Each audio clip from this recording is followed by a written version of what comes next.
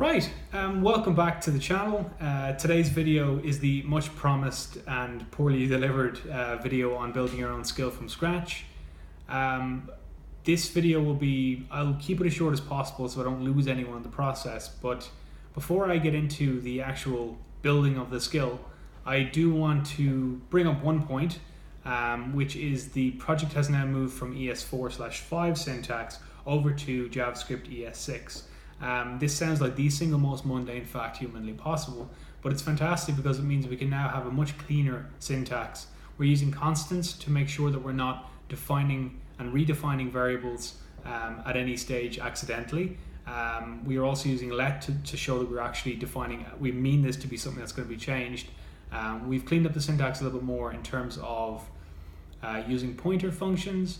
I'll do a separate video on the ins and outs of ES6, but just for the moment, let's assume that this is much better. You can see from the code that things are a lot more clear and a lot more readable, and that's how this project should always be, the most readable, simple, clear form of itself.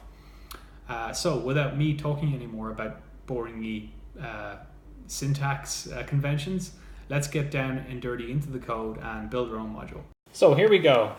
So what we have in front of us here is the Hello World boilerplate skill that I mentioned earlier. And it is the most basic skill that we can have that defines our intent. It defines a function that we're mapping to get, that returns a string, and will allow us to build our skill. So once again, this is in the skills repository, so you can pull this down and follow along with me if you want. Okay, so first thing is first, let's create a folder for our new skill. And bear in mind that the skill name has to match the folder name and vice versa. So we're calling this skill clothing.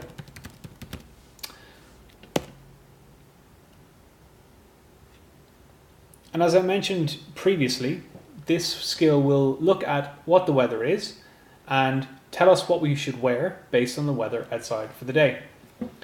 So now that I've created a clothing folder, let's create an index.js file. And we'll take the contents of our Hello World template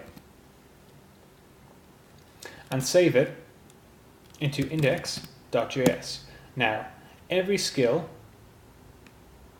needs to have an index.js. So the coin skill has it, the fact skill has it, they all have index.js, which shows us that it is the root file, it's the default file that's pulled in when we're looping through our skills folder. Next thing up is to take the response function and rename that to clothing response. Be whatever you want, but it's what we're going to export here in our module.exports. And this actually exposes both of these functions, the get and the intent, when we're looping through our skills repository and allows us to automatically pull it in. Next up is the module name. So in here, remember it has to match our clothing folder name. So let's call it clothing. Next up is the keywords that we want this skill to respond to. And thankfully I have this entire thing written out already. And I have our keywords already done. So let's take the keywords, put them in here. So this is an array of strings, and in this we have wear today and clothes. So in the case that you're asking for, what should I wear today, it will respond with this skill. So now it knows that this skill is called clothing. It knows what the keywords that it should use, or that if heard should trigger it, are. All that's left to do is to build out our response, so the actual response string. So first things first, or second things second actually, let's go back to our pre-built skill, closing this down, our pre-built skill, and look at what's at the top.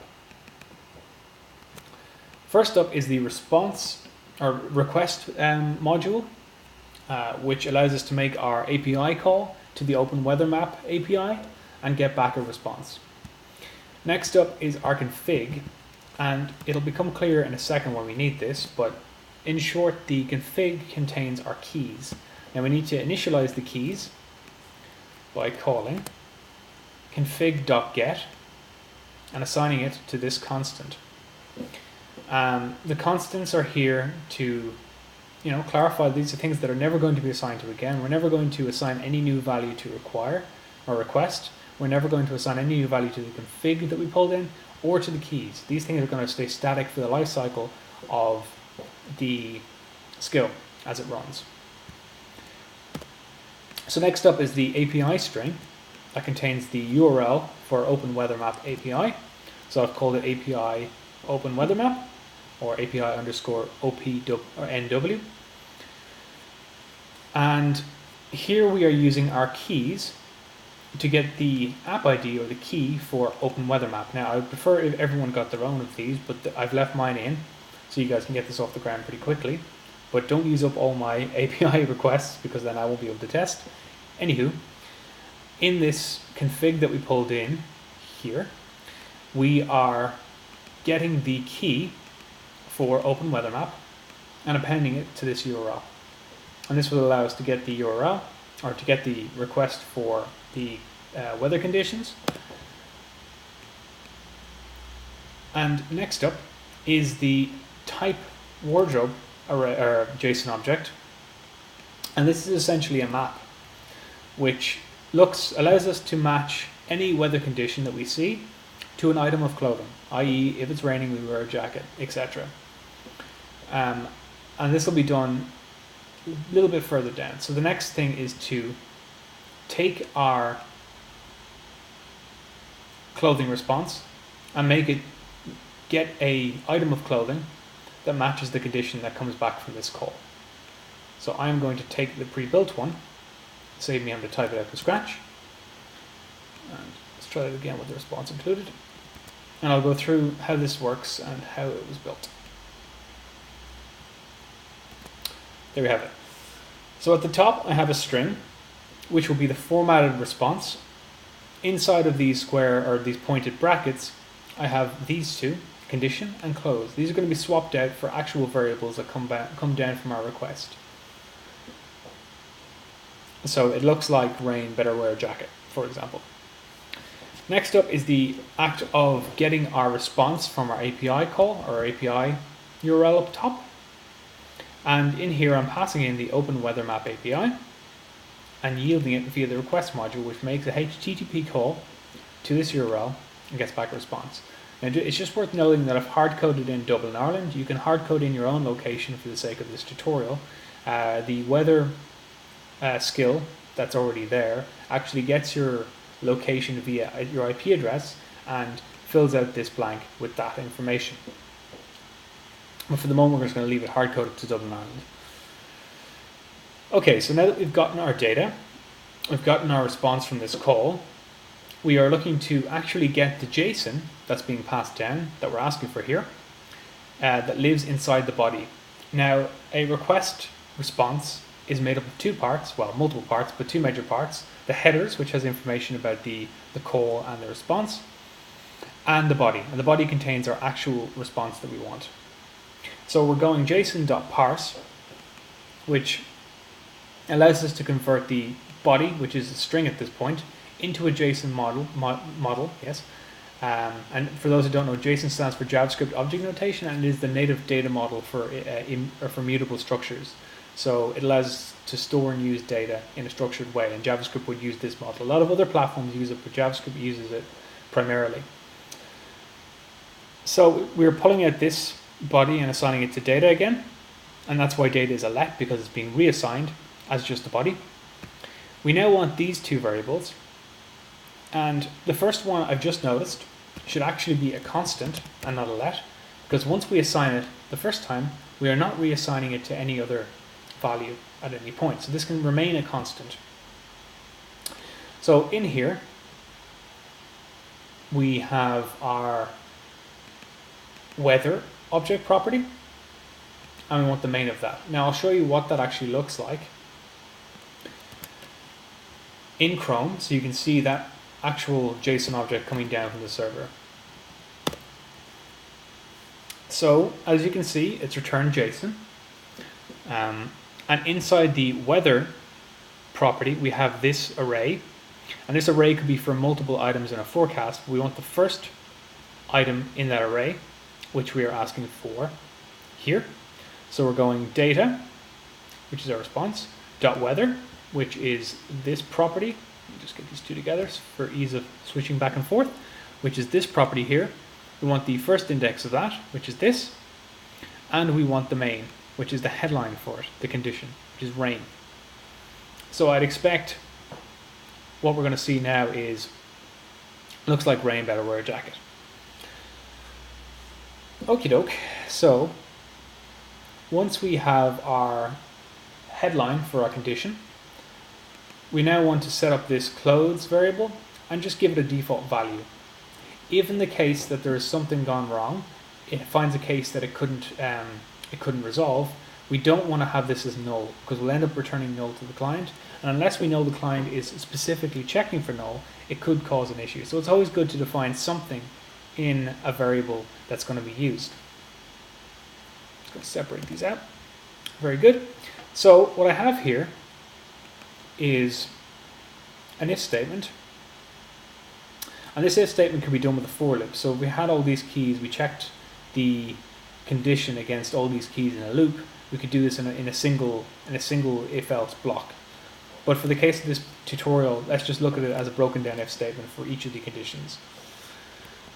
So what you'll see here is this contains key thing, and this is a function that's actually in this pre-made one, but as of our new switch to ES6, we don't need it anymore.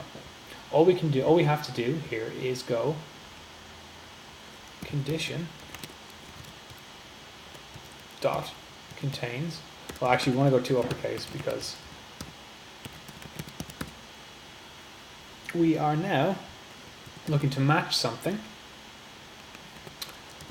Let's change to rain, and now we can use dot contains, which is actually a native call. No more third-party functions, no more modules to check if something contains something else. We can just call it like this.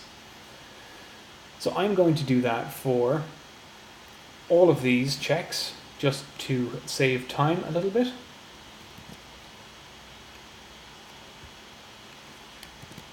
I'm going to make everything uppercase. And this is rain or shower, i.e. showers. So let's do it for this.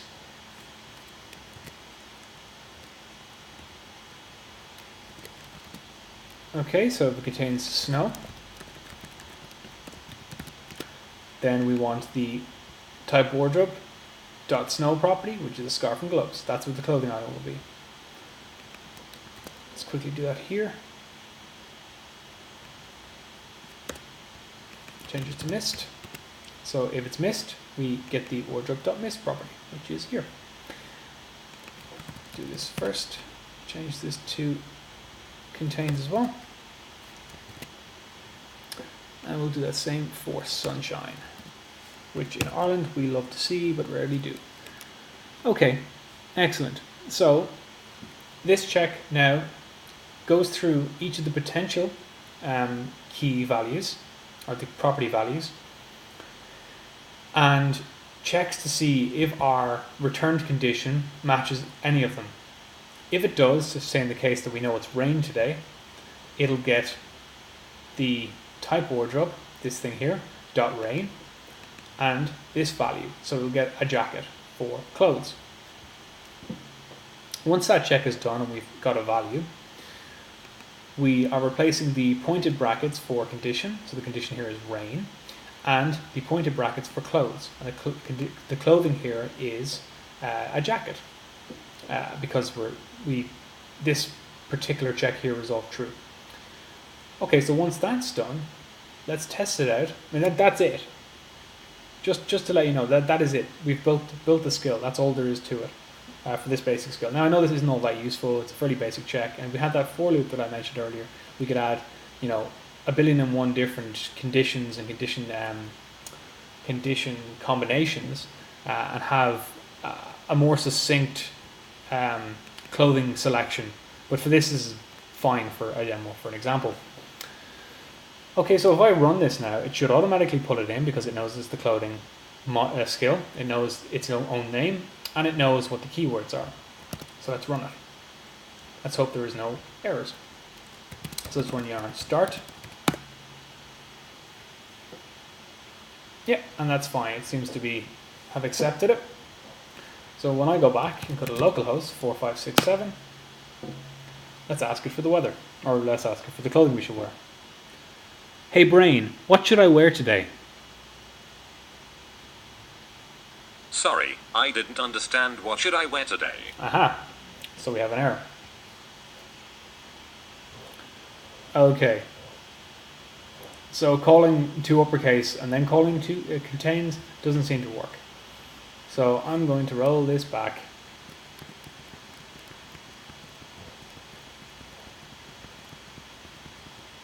I'm sorry I had to witness that. Okay, so now that I've rolled this back, so you cannot call this. You cannot call to uppercase and then contains. You have to call it on a string. So I was kind of hoping that this could daisy chain, so I could uppercase the condition and then check if it contains. But unfortunately I can't, which is fine. For the version of this skill that lives on our skills repository, I'll have contains in there so you can see how that works. It is actually active in other skills, but I wasn't aware you couldn't call to uppercase. But anyway, so let's actually take our contains key function.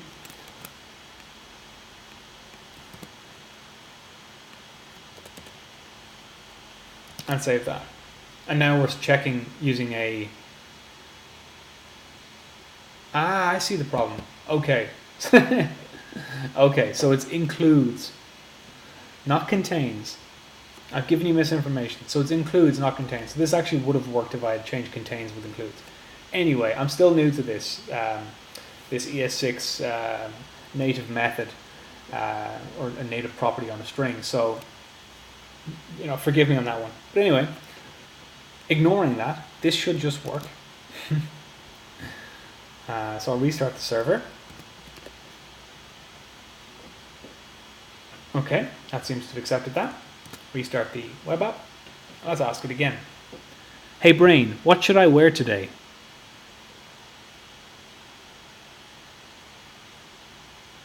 Looks like rain. Better wear a jacket. And there you have it. Working. Just like that.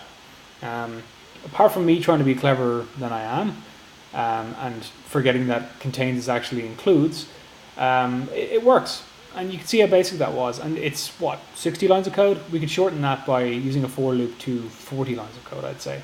And we can make this, object here have as many variables or as many key value pairs as we wanted to match any potential condition or combination of conditions. But as a basic demo, I think this is fine, and you get a clear understanding of building your own skill, hopefully. So, just to recap, the template contains the intent, which contains our keywords and the skill's name. Our response function, be that clothing or weather or whatever, is mapped to get. It is what's actually called when it hears the keyword specified in intent and returns a string. Now, it always should be a string. In some cases, we might want to actually have access to the query that triggered the function. So we can do query, and then we can get the object. So the query is the actual string that was asked. The object is information about that string. So that could be nouns or verbs, etc., etc. But for this, because we weren't actually acting on the query any more than triggering a response, we don't need to have any of those two things in. So they're actually optional unless you're using them. Okay, so I think that's about it. Let's go back up top for the outro. And there you have it. So that wasn't so bad. Quite clearly, that module has that skill has questionable usability. It was just a basic template to show you guys how to build your own skill from scratch, get it up and running within the system, and you can see from that how you would extend the skill on to do more in future. It was also a nice way of showing you that you can take an existing skill, like the weather skill, and then extend upon that skill in order to make it do more, make it do something different, using the work that's gone before it. So that skill that we built there, I'll actually include that in the skills repository and have a link to that repository in the description below. There's also a hello world skill in that repository, which has the basic intent and get template. So you can take that every time you want to build a new skill and just put in your functions. So you don't have to do that from scratch every time you want to build a skill. So that video was, a nice simple video on building your own skill, and it isn't the end, thankfully. This series may be coming to a kind of a shortened halt, but in future we will be looking more about how this runs on various platforms. We'll be comparing it with other AI projects, and I will be giving you continuous updates to the project going forward. The next video is something which I mentioned in the very first video, which is getting this up and running on the Raspberry Pi. Thanks to some work that's been done between then and now, we can now successfully run that. I will be showing you how to get that up and running, how to install the dependencies, and then going through the automatic installer script that lives in the Raspberry Pi client's repository, and showing you what happens behind the scenes of that script. So you'll be able to run a full P-Brain with your own skills on the Raspberry Pi and have it automating your home, hopefully, maybe acting as a cooking companion, fact checker, whatever you want it to do. You can now do that from the comfort of your own home with your voice. So that's pretty exciting. I'll be buying a microphone between then and now because I don't currently have one, but I'll have one by next Monday when this video goes out, or this new video goes out. So as ever, if you like this video, give it a thumbs up. If you didn't, hit the thumbs down button. I do learn from my mistakes, so please don't be afraid to do so. If you want to keep up to date with this project and you want the latest and greatest of updates and information, subscribe to the channel. And until next week's video, have a good one.